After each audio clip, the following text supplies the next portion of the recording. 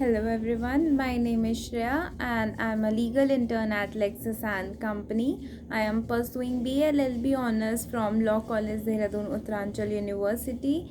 I am currently in 7th semester and I am glad to have this opportunity of interning at Lexis and Company, because of which I am able to present to you this video. So the purpose and topic for this video is the next authority under the Industrial Dispute Act, that is the third authority, the Board of Conciliation. So let's begin. So first of all, what is the constitution of the Board of Conciliation? The Section 5 of the Act empowers the appropriate government to constitute the Board of Conciliation by giving a notification in its official gazette. So basically, the board is appointed for the settlement of industrial disputes, and it shall consist of a chairman and 2 or 4 other members as the appropriate government may think fit. So the chairman of the board will be an independent person, and the members are to be appointed on the recommendation of the contending parties, that is the parties to the dispute will arise. Parties to the dispute will decide as to who will be the member of the Board of Conciliation, and where any party fails to make the recommendation within the prescribed time, the appropriate government will shall appoint the members on its own. So for the conducting of the proceedings, it is not necessary that all the members must be present, but the quorum should be satisfied. That is, if for the quorum for a board of board consisting of 3 members will be 2, and if there are 5 members in the board, the quorum for it will be 3 members. But if the appropriate government notifies that the services of the chairman or any other member have ceased to be available, then the board shall not act until the vacancy has been filled up. That is, if there is a vacancy, you have to fill up that vacancy, the member has to be present, only then you will be able to start the proceedings of the Board of Conciliation.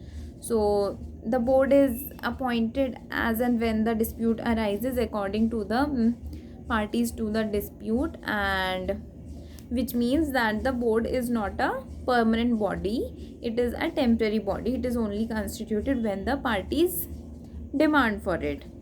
So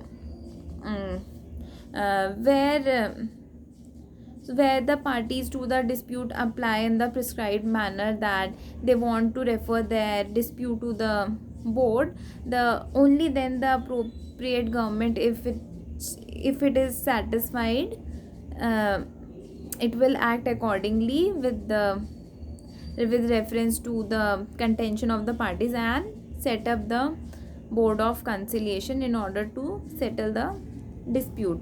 So the appropriate government may also order to prohibit the continuance of any strike or lockout in connection with such dispute. That is, if such dispute is going on, you cannot continue with the strike or lockout related to it. You simply have to stick to one thing. You cannot carry your strike or lockout with the dispute going on. So yeah, moving on to the duties of the Board of Conciliation. Section 13 clause 1 imposes the duty on the board to make efforts to bring about the settlement of the dispute referred to. This is the common function of every authority under the Industrial Dispute Act, that they have to arrive at a amicable settlement of the dispute, and they have to investigate the cause without any delay and do such thing as is possible within their power, so that they can arrive at a fair and amicable settlement.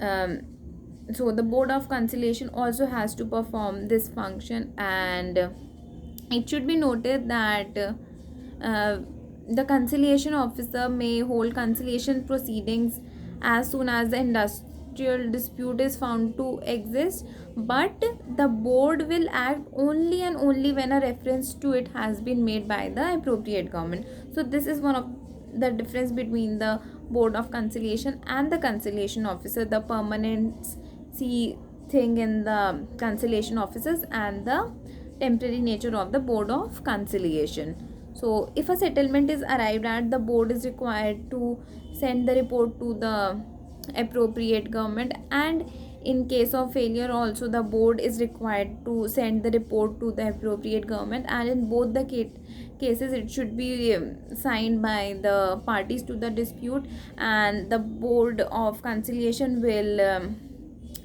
um, will contain in its report the full statement of the board's finding, that what were the facts and what were the reasons for the failure of the proceedings. So yeah, board have to submit its report in which such things will be specified, and the board will submit its report within 2 months from the date on which the dispute is referred to it, or on any such shorter period which may be fixed by the appropriate government.